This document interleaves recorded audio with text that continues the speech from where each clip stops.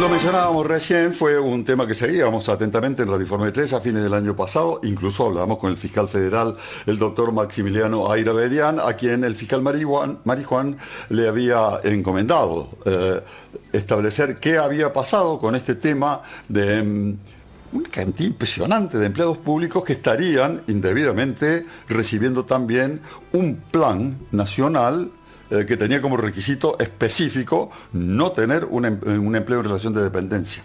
En línea el fiscal Ayravedian. ¿Cómo está, Maximiliano? Buen día. Buen día, ¿qué tal? ¿Qué novedad tiene del tema? Bueno, esas causas derivadas por el fiscal Marijuán de Buenos Aires, esa investigación, había recalado en Córdoba en la Fiscalía Federal número 1, que el titular es el doctor Senestrari. En aquel momento, el año pasado, él estaba de licencia y yo lo estaba reemplazando.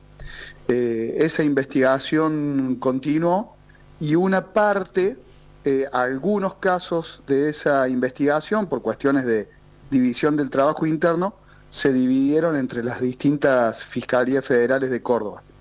Es así que yo continué algunos de esos casos posteriormente y ya he formulado imputaciones en algunos casos, porque analizamos la situación de cada uno de los beneficiarios de planes que habían seguido cobrando los planes luego de tener un empleo en blanco en la administración pública, y determinamos que en algunos casos el doble cobro no había sido ilegal, porque la misma reglamentación de los planes establecía, por ejemplo, que si el empleo que conseguía la persona que cobraba el potencial trabajo era inferior al salario mínimo, que ocurre a veces con, por ejemplo, docentes que hacen suplencias de pocas horas, el plan se puede seguir cobrando. Entonces, en esos casos, archivamos la investigación porque está dentro... A ver, doctor, perdón, Ayravedian, a ver si le entiendo bien. Entonces, primero, sí hay casos de empleados públicos que cobraban indebidamente un plan. También los hay de empleados públicos que no era ilegal que cobraran simultáneamente su remuneración, su sueldo y un plan social. Exacto, y también hubo casos en los que se solapó el cobro la última cuota del plan con el primer salario, a veces por demoras de la administración o por una cuestión burocrática. Esos casos tampoco avanzamos. Es decir, que analizamos la situación de cada uno de la parte de casos que tengo yo.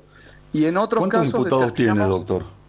Hay una primera tanda de, creo que son 5 causas en las que ya hemos hecho imputaciones, pero como le digo, son los primeros casos que ya hemos podido resolver porque nos han ido llegando los informes de la administración que nos permiten determinar en cada caso quién cobró indebidamente y quién cobró dentro de la reglamentación. La primera tanda. Ya hay un grupo que hemos archivado porque no hubo irregularidades y otro grupo en el que he hecho imputaciones porque han estado cobrando doblemente sin que corresponda. ¿Cuál sería, en estos casos solamente, en los que ha avanzado usted, dice que 5, ¿cuál es la imputación específica? Es una defraudación contra la administración pública, que se le reprocha al que siguió cobrando el plan y no dijo nada después de haber conseguido un trabajo en blanco en la administración pública. ¿Qué responsabilidad tiene la administración pública, el funcionario a cargo del pago de esos sueldos? No, en ese aspecto, la administración, como una parte dependía de la administración pública provincial, el empleo y el plan potencial trabajo dependía de la nación, ambas administraciones no tuvieron la conectividad o la comunicación suficiente en sus sistemas para detectar rápidamente que una persona no podía estar cobrando al mismo tiempo un plan y al mismo tiempo el sueldo en la administración pública. Ayravedian, eso que me está explicando... Sí, por lo tanto, es un tema de ineficiencia del Estado. No es que hayan estado complotados o confabulados los funcionarios que pagaban los planes, bien, o al menos no es lo que nos aparece en las pruebas. O sea, esto que me está apuntando, que me parece central, doctor, no es una conspiración entre funcionarios nacionales y provinciales para que algunos sigan robándole al Estado, sino que es ineficiencia, descontrol, incapacidad de tener sistemas de control que sí. Digo, esto da margen para suponer que la investigación del fiscal Marijuán en todo el país, que hablaban de un número impresionante, no sé si es por asomo, no sé si es o no es cierto, pero hablaban de 9.000 casos de gente que estaba cobrando indebidamente los planes. No es imposible teniendo en cuenta que no había esta conexión.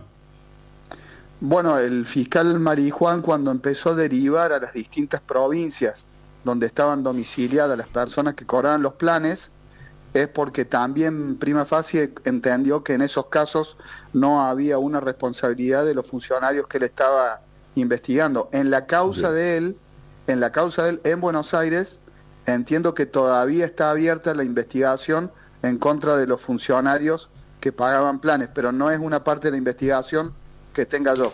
Porque, repito, es una cuestión para que quede claro, los que pagaban los planes indebidamente eran funcionarios del Estado Nacional con asiento en la ciudad autónoma o en la capital federal. Ahora, la pregunta que le van a hacer... Esa parte de la investigación está en Buenos Aires. La pregunta que le van a hacer en los pasillos de tribunales fiscal y en donde vaya. Porque si se prueba, si se comprueba, usted ha hecho la investigación, ha formulado la imputación. Si alguien ha estado cobrando indebidamente durante 5 años un sueldo que no le corresponde, ¿lo tiene que devolver? Sí, lo tendría que devolver. Igual no estamos hablando nunca de plazo de 5 años, ¿no? Son meses. Lo que se cobró de más. Pero sí, tiene que devolverlo porque es un enriquecimiento sin causa o indebido, con una fuente ilícita. Por lo tanto, lo tiene que devolver. Al margen de la imputación por presunta, no sé, defraudación a la administración pública o lo que sea la figura que finalmente se establezca, debería devolverse, sea un mes, un día o una semana. Alguien debería devolver el dinero mal cobrado. Esto sí que no existe en la Argentina. Ya ha habido algunos de imputados de estas causas que han sido indagados, ya han ofrecido devolver lo que se cobró indebidamente. ¿Sí? En la ley penal, sí, y en la ley penal actualmente eso puede ser una causa para cerrar la reparación integral del daño. Está previsto en la ley como una causa para cerrar la investigación penal. Bueno, es un tema que... Esto último que me dice, fiscal, por lo menos a mí me resulta muy ilustrativo. Si las personas que han estado indebidamente cobrando, mirando por otro lado, un plan y ya consiguieron trabajo en blanco, porque los pescaron, nos enteramos, si no podrían haberse ido. Pero si devuelven lo que cobraron, se extingue la acción penal. Sí, es una posibilidad que está contemplada en la ley. Depende siempre de la entidad del caso. Si alguien estuvo cobrando durante varios años un plan y no dijo nada, bueno, por la gravedad del caso o alguien tiene antecedentes, por ese tipo de situaciones seguramente no se va a cerrar la causa. Pero si hay alguien que cobró de más 3 o 4 meses un plan que no le correspondía, no tiene antecedentes penales y devuelve lo que cobró de más, es muy probable que esa causa penal se cierre porque en la ley está previsto que para esos casos menores la reparación integral del daño puede extinguir la acción.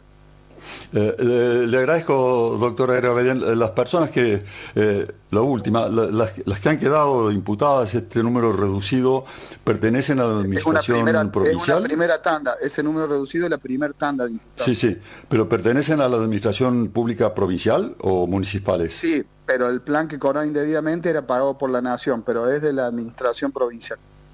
Gracias, doctora Aira, que tenga muy buen día. Que tengan buen día.